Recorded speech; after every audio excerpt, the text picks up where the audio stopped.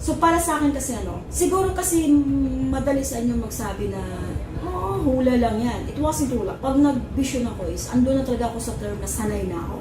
Kumbaga, kaya ko na silang i-deal. Hindi katulad ng dati na hirap akong i-adjust, i-accept. Pero dumating talaga yung moment na tinanggap ko na siya. Kasi isang bagay lang naman na-realize ko sa sarili ko na mahirap talaga kalabanin ng Diyos.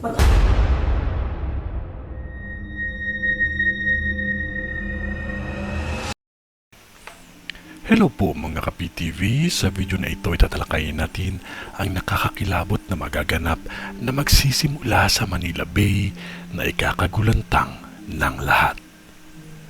Pero kung ikaw ay hindi pa nakasubscribe sa aking channel, baka naman.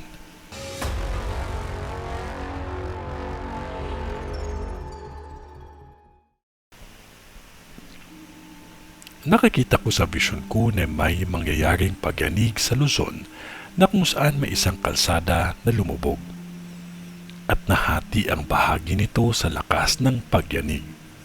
Ngunit hindi lang ito ang pagyanig.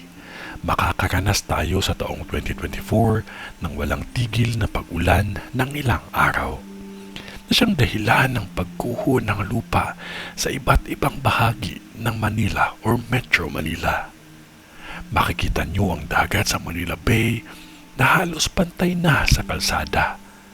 Mahirap paniwalaan, ngunit yan ang nakikita ko sa vision ko.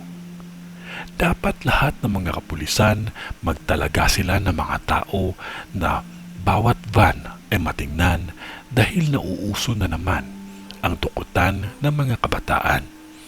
At kahit malaki na ay dinudukot pa din.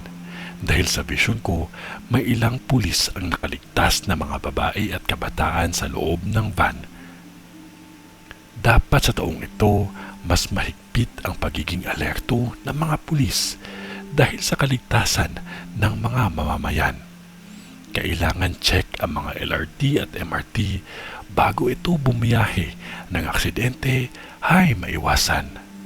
Dahil may nakikita akong mangyayari pa lamang na aksidente sa tren at MRT. Maging alerto, dapat ang mga security guards sa bawat pwesto kung saan kayo na-assign dahil sa taong 2024, 11 ang magpapatiwakal sa lugar na kung saan ay matao. Lahat ng pagsubok ay malalampasan basta maging maingat lamang ang lahat.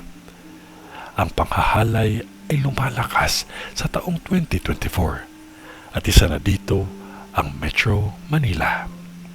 Maging maingat at makinig sa payo ng mga magulang at higit sa lahat, huwag kalimutan ang manalangin sa Diyos amang makapangyarihan sa lahat.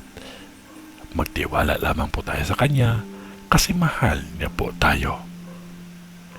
Ito ay ang vision ni Madam sa Metro Manila.